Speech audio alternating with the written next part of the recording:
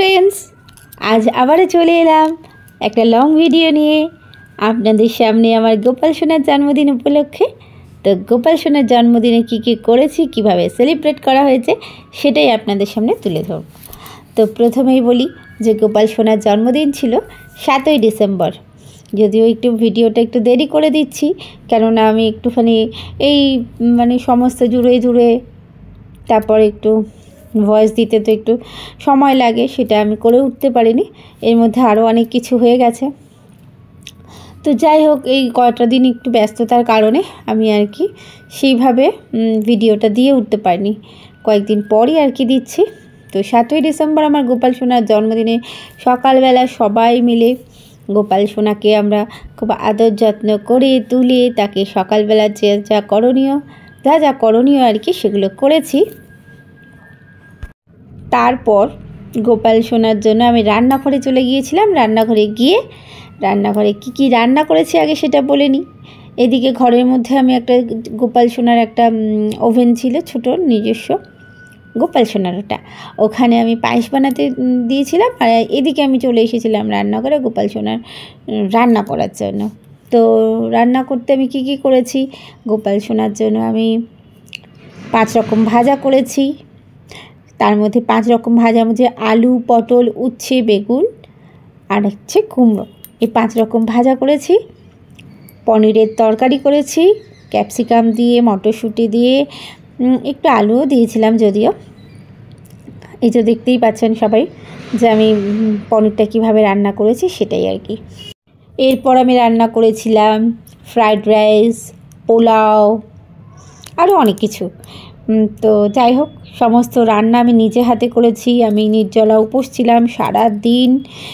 গোপাল সোনাকে নিয়ে আমি ব্যস্ত ছিলাম। গোপাল সোনার জন্য অনেক কিছু রেডি করেছিলাম, গোপাল সোনা সাজিয়েছিলাম, গোপাল সোনার জন্য বেলুন এনেছিলাম। তারপর গোপাল সোনাকে অনেক আদর করেছিলাম। যাই হোক, ওই 7 তারিখটা আমি পুরোপুরি গোপাল সোনাকে দিয়েছিলাম। আমি কিচ্ছু করিনি, শুধু গোপাল সোনা আর গোপাল সোনা। তো যাই হোক বন্ধুরা, দেখতেই পাচ্ছেন আমি এদিকে পনিরের তরকারি বানানোর জন্য ক্যাপসিকাম আর হচ্ছে টমেটো এগুলো সব ভেজে নিয়েছি। এদিকে পনিরটাও ভাজা অলরেডি হয়ে গেছিলো।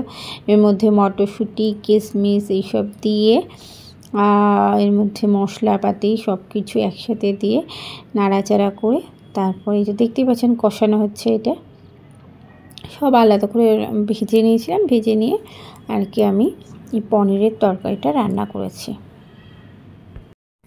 তারপর এই দেখতেই পাচ্ছেন এই যে গোপাল সোনার জন্য বেলুন ঠেলুন সব সাজিয়েছি। এদিকে গোপাল সোনার দিদি চলে এসেছে। গোপাল সোনার দিদি পড়তে গেছিল, তো গোপাল সোনার দিদি গোপাল সোনার জন্য কেক নিয়ে এসেছে।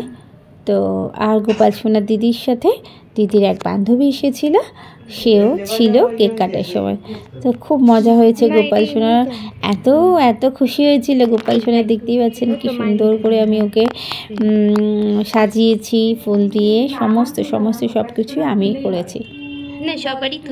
যাই হোক, কেক কাটা সেলিব্রেটটা হয়েছে একটু অনেকটা রাত্রে, কেননা গোপাল সোনার কেকটা ভেবেছিলাম যে গোপাল সোনার বাবা থাকাকালীনই করব, বাট গোপাল সোনার বাবা আসতে অনেকটা রাত্রি হয়েছিল, যার জন্য সন্ধ্যাবেলা গোপাল সোনার দিদির বান্ধবী এসেছিল, ওই টাইমেই আর কি ওইটা সেলিব্রেট করা হচ্ছিল।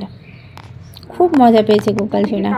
এই যে আমি কেকটাকে কাটছিলাম, এই রিবনটা বাঁধা ছিল, তো ওই জন্য এই রিবনটাকে খুলে ভাবছিলাম যে খুলে তারপর কাটবো, বাট ওটা খুলতে গেলে পুরো ডেকোরেশনটা নষ্ট হয়ে যাবে বলে আমি আর কি খুলতে পারিনি। আস্তে করে কেটে আর কি গোপাল সোনার মুখে দিয়েছিলাম। দেখুন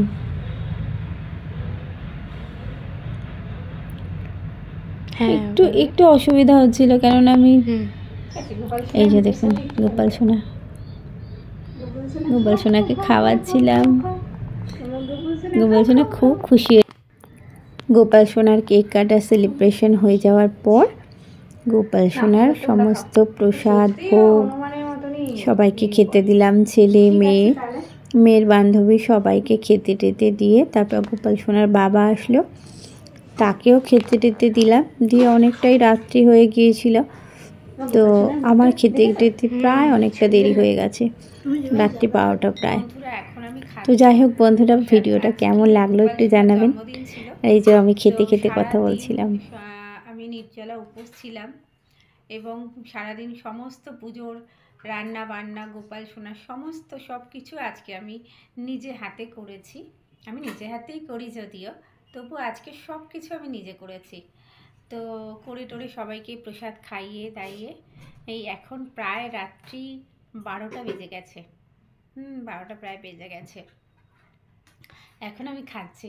তো সারাদিন না খাওয়ার পর যেটা হয় যে খাওয়া যায় না একদম, তবুও একটু খাবো, কেননা গোপাল সোনার প্রসাদ খেতে তো হবেই। তো আজকে আমি কি কি বানিয়েছিলাম আপনারা দেখেছেন হয়তো বা দেখেননি। আজকে 5 রকম ভাজা করেছিলাম, পোলাও করেছিলাম, ফ্রাইড রাইস বানিয়েছিলাম, পনিরের তরকারি করেছিলাম ক্যাপসিকাম দিয়ে,